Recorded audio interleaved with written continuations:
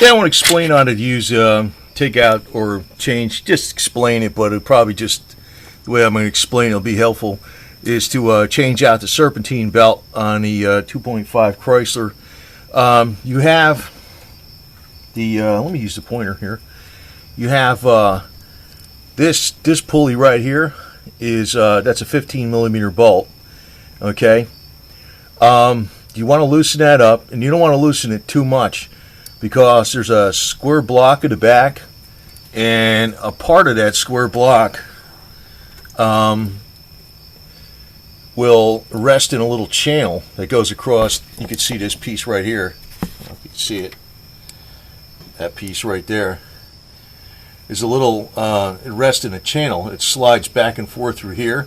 If you loosen this too much, that square block will turn like that. And the reason you don't want it to happen like that is because, let me show you, there's let's see, can you see that wrench on there?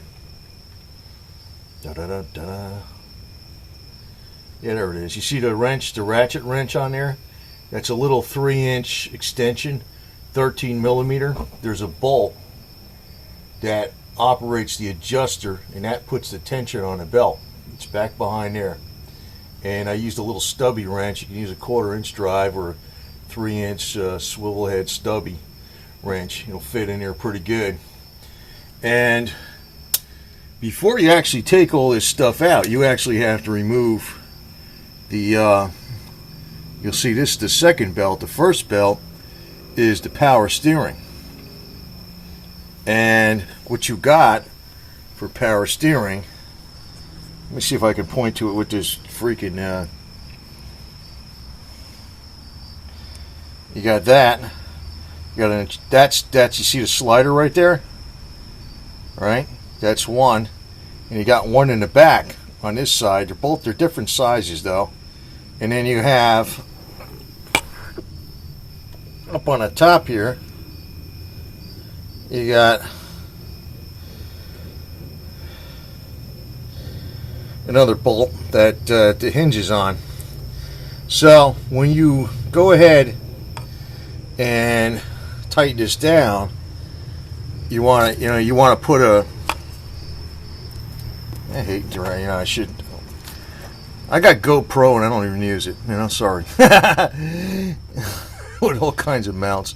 You want to use it, you want to put a crowbar in here and push this out like that and tighten this adjuster. Then once you tighten this adjuster, that'll hold the belt in place. Or this is how you loosen it up too. You got to take this belt off first, the power steering belt off first, before you can get this one. And again, that's a 15 millimeter bolt. You loosen this up, and then you got a bolt back here. If you look at where my finger is, bolt right back here. It's a 13 millimeter. You can put it on there with like a little 3-inch 3/8 drive stubby wrench or a 1/4-inch drive wrench. It's a 13 millimeter, and that puts the tension on the belt. You want about, I guess about a 1/4-inch tension on the belt. And that's good. I mean, that's good where I'm at. You want to make sure it's all sitting in the grooves and stuff. And you also might, I changed this puppy to idler, and you want to make sure you if that's good. The other thing is, I got the plastic off of here. This plastic sits up in here. It goes on here, and that's it right there. And I got the these things I'm gonna put on it. I decided to put a belt on here because it says the other one was kind of oily. I don't like that. And I got a Dayco Goodyear. Don't want to drop names, but it's like you want to make sure you got pretty good belts. The other thing is, I'm gonna tell you one. I'm gonna bitch a little bit about something. I don't like any of these new cars with these timing belts, because if you had your AC compressor seize up,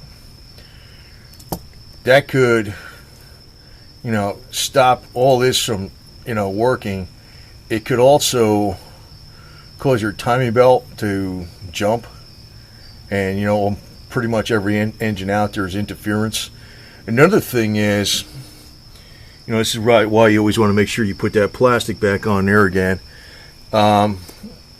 If you had like a stick or a rock come up through here, it can conceivably jam up even your serpentine belt, which, if it violently stops the engine real quick, could screw up the timing belt, and you could say goodbye motor, man.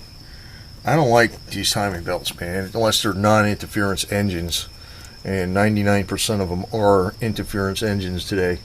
I think they all are. So, but anyway, I just want to point out how this is done. You might want to look. You might want to change this too. It's not that expensive.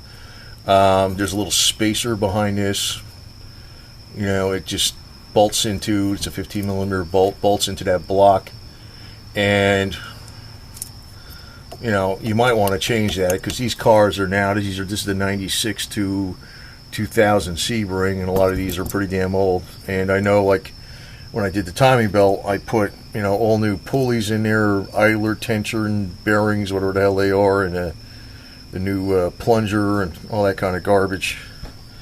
To tell you the truth, I'm like, even though I could do anything, I'm really kind of thinking about just going simplicity all the way again, because even though I do this kind of stuff right, I don't like the complexity of it, because it's just more stuff that could break. But that's how you do it. That's how you do it. You gotta loosen this puppy up, and you got an adjuster back there, which you can see my wrench on it. If you can see it, I don't know. Probably screwing this video up big time, but there's you can see the ratchet right up there. See it? That's the ratchet. That's the ratchet. So it's kind of like not hard to get at, but you got to have, you can't have a full length 3/8 ratchet. You either got to have a 1/4 inch or a stubby to get at that thing back there, the adjuster. So, I don't know. It's not hard, but it's not as easy as the old cars. That's the other thing. So, anyway, just want to point out what you got to do. It's not ridiculous, but it's, I don't know. If you're a mechanic, you're looking at this, you're thinking it's a simple joke. If you're somebody who's never done it, you might think it's more complicated. I don't know. It all depends. So, just want to point out, the adjuster's back there. Don't back this off too much, because that block might come out of position. That slides in a groove back here, and if that happens, you just take the bolt all the way out, and you'll see what that block adjuster is. There's a little piece that goes in a groove that goes along the bottom here, and bolt it in. You only want to back this off enough so you can slide it up and down easily. You don't want to back it off all the way. And you got 3 bolts. You got 2 adjuster bolts. You got one on this side, one on that side, and you got a pivot up there.